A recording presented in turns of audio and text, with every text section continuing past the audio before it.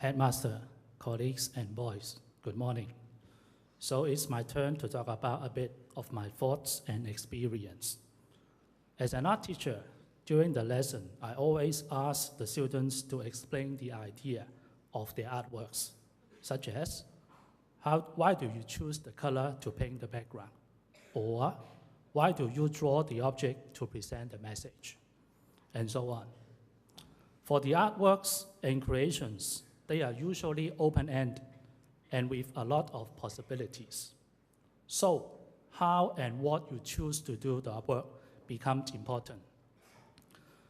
If we extend this notion a bit more, how about the choices that we need to make from time to time? As this is still the beginning of the school term, for example, some grade 7 boys are still choosing which interest groups, school teams, clubs and societies they would like to join. For the G9 boys, you are starting to consider which subjects to study in either the NSS or the IB curriculum next year. And for the G11 and 12 boys, well, obviously, it will be the choice of study in the tertiary institutions as the most important issue towards your future path. This reminds me a short story which I have heard when I was a student like you. It was about making choice and was concerning with a wise man and his 3 students. I wonder if you have come across something like this also.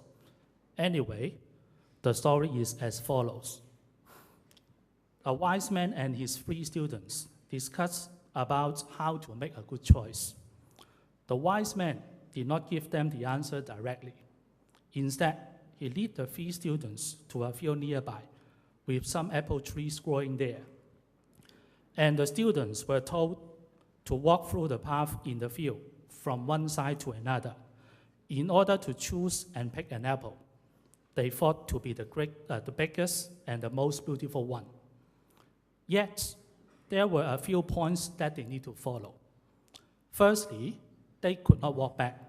They have to walk in one direction only within a certain period of time. Second, along the way they walk, they only have one chance to pick the apple.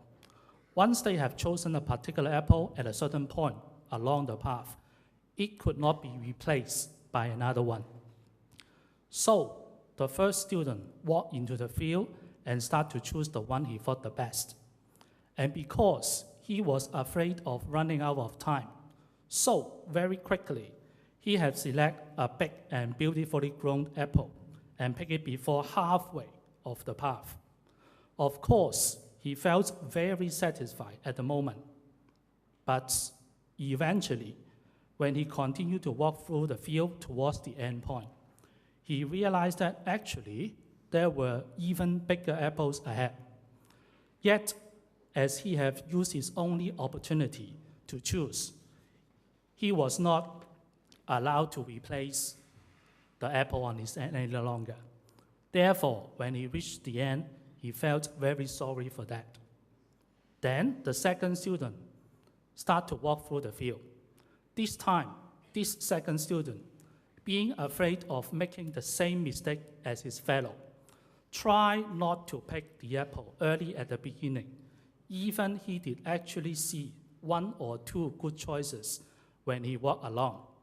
So he kept walking along the path, and after some time, suddenly he realized that he was almost at the end of the path. So guess what's the result? He could just choose and pick a not too bad apple near the end point. Yet, if compared to the ones he had seen at the beginning, it really not a good choice at all. So when he reached the end point, just like the first student, he felt very sorry for that also.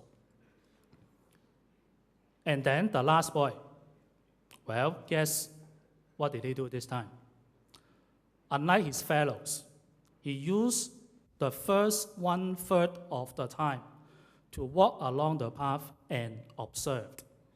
Try to figure out the growth characteristic of the apple and try to identify the difference among a small size, a middle size, and a big size one.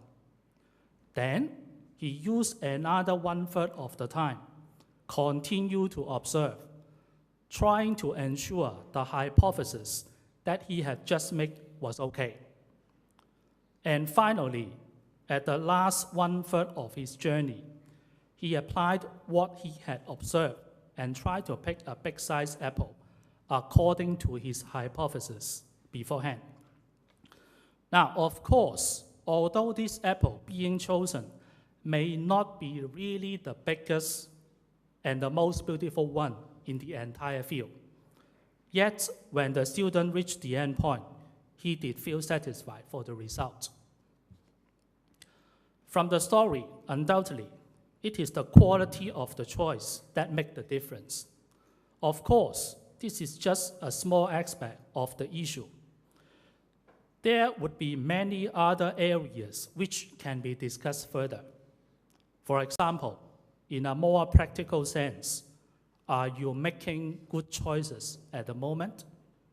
Do you make choices wisely? Would you choose to study hard and prepare well for the choices ahead?